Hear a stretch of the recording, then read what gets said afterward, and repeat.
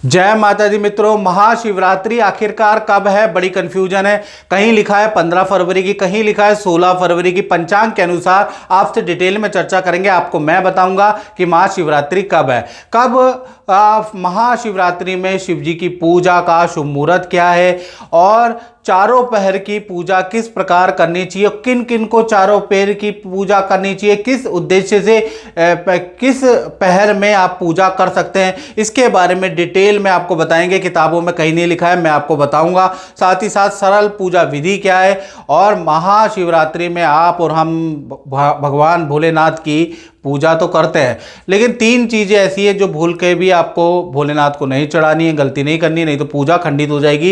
इस बारे में भी इस कार्यक्रम में डिटेल में चर्चा करेंगे। सबसे पहले कर्पूर गौरम करुणावतारम संसार सारम भुजगेंद्रहारम सदा वसंतम हृदयारविंदे भवम भवानी सहितम नमामि।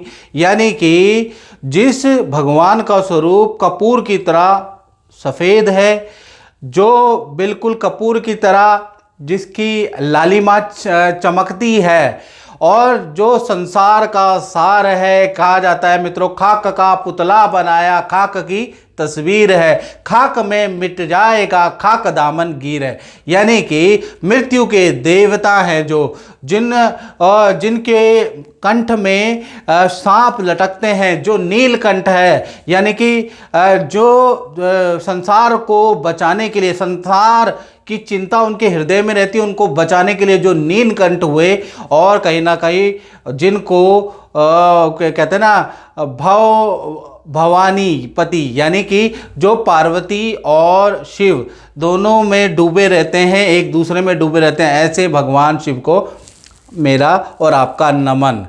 चलिए अब हम चर्चा करते हैं महाशिवरात्रि के बारे में। तो महाशिवरात्रि फाल्गुन मास में कृष्ण पक्ष चतुर्दशी तिथि को मनाई जाती है और कहा जाता है कि इस दिन शिव और पार्वती की शादी हुई थी और पुराणों के अंदर ये भी लिखा है कि शिव शक्ति का मिलन हुआ था, इसलिए महाशिवरात्रि मनाई जाती है। कुछ वैज्ञानिक कारण भी है, कुछ वैज्ञानिक कारण ये भी बोलते हैं कि उस दिन जो भी ब्रह्मांड में जीव उत्पन्न हैं या जो पृथ्वी के अंदर, इस धरा के अंदर जीव की उत्पन्न हुए हैं, उनकी जो शक्तियां हैं वो ऊपर की ओर चलती है, इसलिए महाशिवरात्रि का दिन मनाया जाता है। साथ ही साथ ज्योतिष के अनुसार, ज्योतिष में चंद्रमा मनसो जाता, जो चंद्रमा होता है वो मन का कारक होता है और मन हमेशा चंचल होता है।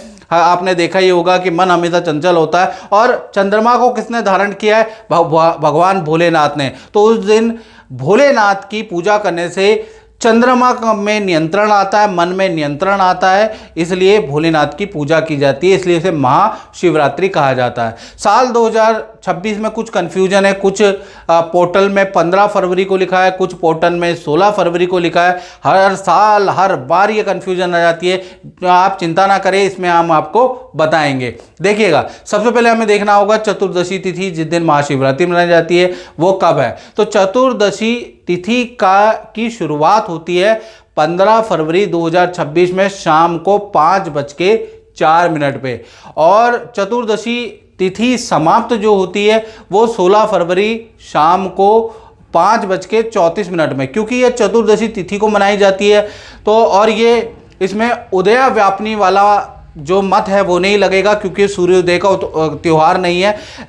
महाशिवरात्रि में रात्रि की पूजा की जाती है। आप जानते हैं कि रात को जगना पड़ता है, रात को हम पूजा करते हैं। तो रात्रि पर्व के अनुसार 15 फरवरी 2026 को ही जो महाशिवरात्रि वो मनाई जाएगी, याद रखिएगा, क्योंकि ये रात्रि का पर्व है। इसमें उदयकालीन तिथि का मत नहीं लिया जाएगा, ये दिन में त्यौहार नहीं मनाया जाता है, या दिन में हम व्रत तो रख सकते हैं लेकिन पूजा और रात्रि का जागरण ही होगा।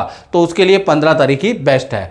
और इसके अंदर हम बात कर लेते हैं निशीथ काल पूजा मुहूर्त के बारे में, जो बड़ी पूजा का मुहूर्त है, जो गृहस्थियों के लिए, खासकर हर आदमी, हर कैटेगरी के लिए अगर आप पूजा करें तो 15 फरवरी को रात के 12:09 से लेकर और 1:01 तक करें। अंग्रेजी तिथि के अनुसार वो 16 तारीख हो जाएगी, वैसे वो 15 की रात्रि है, याद रखिएगा। 51 मिनट का आपको मुहूर्त मिला है। इसमें आपको पूजा अर्चना करनी है, भोलेनाथ का अभिषेक करना है, भोलेनाथ की पूजा करनी है और आपको शांति मिलेगी।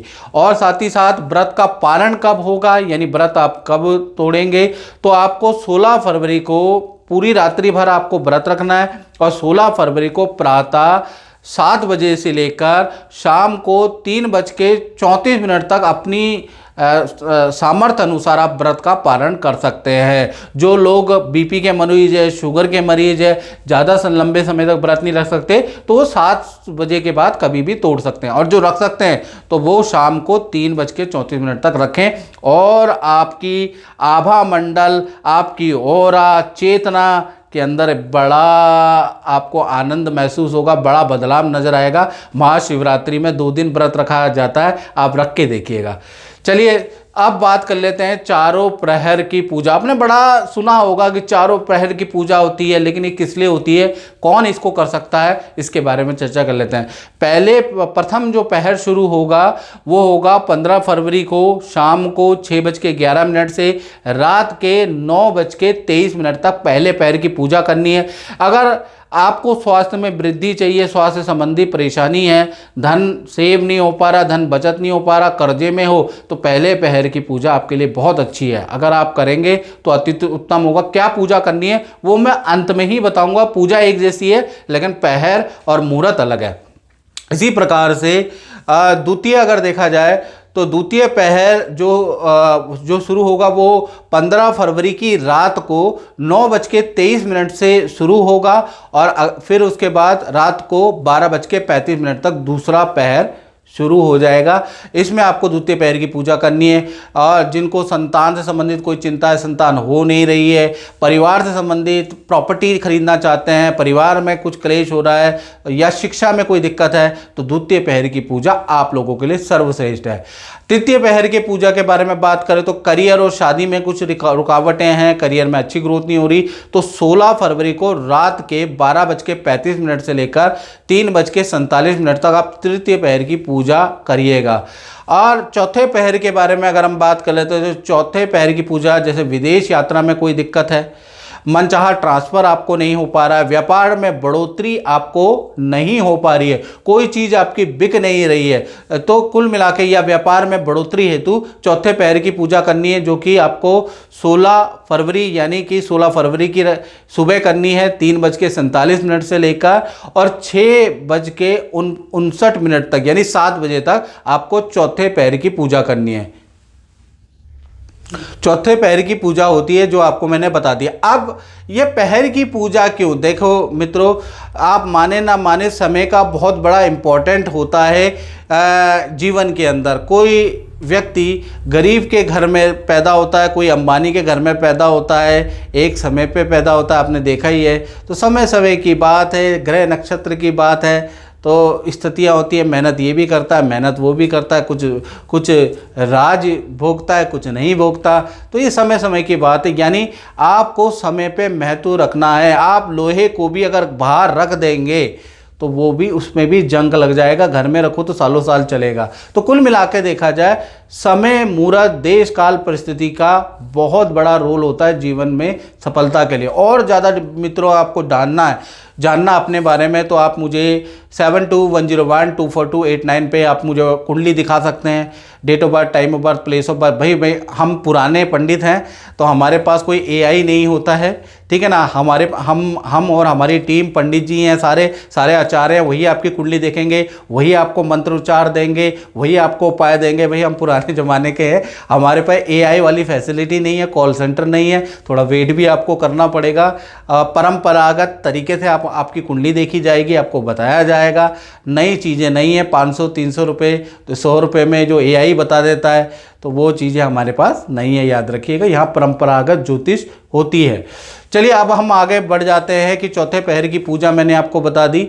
अब पूजा करनी क्या है, कैसे पूजा करनी है, इसके बारे में हम चर्चा कर लेते हैं। तो पूजा के बारे में हम बात करें तो महाशिवरात्रि जैसा 15 तारीख को शुरू है, तो 15 फरवरी के दिन आपको सुबह उठ जाना है, स्नान आदि का कार्य से निवृत्त हो जाएं। सबसे पहले मंदिर की अच्छी तरह से साफ सफाई कर ले, मंदिर में गंगा जल का छिड़काव कर ले, और सबसे पहले आपको सुबह सुबह आपको क्या करना है, एक लकड़ी की चौकी ले ले, लकड़ी की चौकी पे लाल वस्त्र बिछा ले या गेहुआ वस्त्र बिछा के उसमें आपको शिव परिवार अंकित कर दे। अगर शिव परिवार है तो बहुत अच्छा है, या आपके पास शिवलिंग है घर के अंदर छोटा सा, उसको आपको स्थापित करना है। स्थापित करने के बाद ओम श्री गणेशाय नमः ये मंत्र बोलते हुए, और इसका बड़ा मंत्र होता है ओम गणानाम त्वा गणपति गुंगवा मैं, प्रियणाम त्वा प्रियपति गुंगवा मैं, निधि नाम त्वा निधिपति गुंगवा मैं, बशोमम आहम जानी गर्भदम तुम जाशी गर्भदम।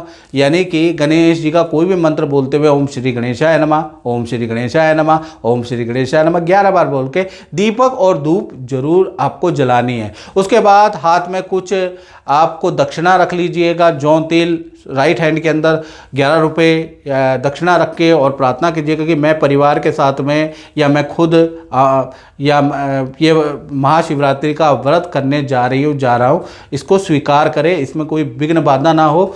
ये इस तरह से आप कामना करके आप शिव परिवार पे आप जो स्थापित किया उन पे छोड़ दीजिएगा। उसके बाद आपने दीपक धूप जला दिया, आपने व्रत का संकल्प आपने कर दिया। उसके बाद आपको क्या करना है, उसके बाद आपको जो आपने शिव परिवार रखा उनकी पूजा करनी है। पूजा का मंत्र होता है ओम नमः शिवाय, सबसे सरल मंत्र होता है। तो इसमें आपको ओम नमः शिवाय कह के ही दीपक जला लीजिएगा, उसके बाद धूप जला लीजिएगा, उसके बाद ओम नमः शिवाय कह के शिव परिवार का पंचामृत से स्नान करा लीजिएगा, फूल चढ़ा दीजिएगा। ये आपको चढ़ाने हैं इस पूजा के अंदर। उसके बाद जो मैंने आपको मुहूर्त बताया है रात्रि के समय का, याद रखिएगा, चारों पहर का मुहूर्त बताया है, या आपको निशीत काल मैंने बताया है, उसका मुहूर्त बताया है। उसमें आपको क्या करना है, मंदिर के अंदर ही आपको ओम नमः शिवाय की 3, 5, 7 माला जरूर करनी है, और पूजा में आपको सफ़ेद चंदन जरूर चढ़ाना है, भस्म आप चढ़ा दीजिएगा, बिल्व पत्र आप चढ़ा दीजिएगा, धतूरा पुष्प आपको चढ़ाना है, नैवेद्य घर के अंदर जो भी खीर भोग बना है वो चढ़ा दीजिएगा, आरती जरूर कीजिएगा, शिव जी की आरती कीजिएगा, और अगले दिन व्रत का पालन आपको करना है। तो इस तरह से आप महाशिवरात्रि में भोलेनाथ को प्रसन्न कर सकते हैं, याद रखिएगा। अब महाशिवरात्रि के अंदर कुछ गलतियां हो जाती है जिस वजह से ना हमारी पूजा लगती ही नहीं है। कई बार आपने देखा होगा कि हम पूजा करते हैं, अगले दिन ही कुछ नेगेटिव समाचार या आ जाता है, ऐसा भी देखा है। तो वो कुछ गलतियां होती है, अनजाने अनजाने हमसे गलती हो जाती है, तो वो कोशिश करें ना करें। पहला चीज़, जब भी आप शिव जी की पूजा महाशिवरात्रि पे करें, बड़ा दिन है, तो खंडित बेलपत्र से आपको बचना चाहिए। बेलपत्र फटा हुआ या खंडित कीड़े का खाया हुआ नहीं होना चाहिए, याद रखिएगा। और जो चावल आप चढ़ा रहे हैं तो उस पर आप देख लीजिएगा वो खंडित ना हो, खंडित चावल नहीं चढ़ाने। साथ ही साथ शिवलिंग पे कदम्ब, केतकी और तुलसी चढ़ाना वर्जित होता है, तो इसका विशेष ध्यान रखिएगा। जो शहर में रह रहे हैं पूछ के लाइएगा फूल ये किस किस के हैं, नहीं तो पता चला कहीं केतकी के चढ़ा दें, कदम्ब के चढ़ा दिए, या आपने तुलसी चढ़ा दी तो पूजा आपकी खंडित हो गई। साथ ही साथ शंख से जल नहीं चढ़ाना होता, यानी कि शंख से आपको जल नहीं चढ़ाना है, याद रखिएगा। और साथ ही साथ जब भी आप शिवलिंग की मंदिर में जाते हैं तो शिवलिंग की पूरी परिक्रमा नहीं की जाती, याद रखिएगा। तो ये थोड़ा सा आपको ध्यान देना है इन छोटी मोटी बातों का, तो आपकी पूजा खंडित नहीं होगी। तो मित्रों, इस कार्यक्रम में इतना ही, मुझे दीजिए इजाज़त। जय माता दी।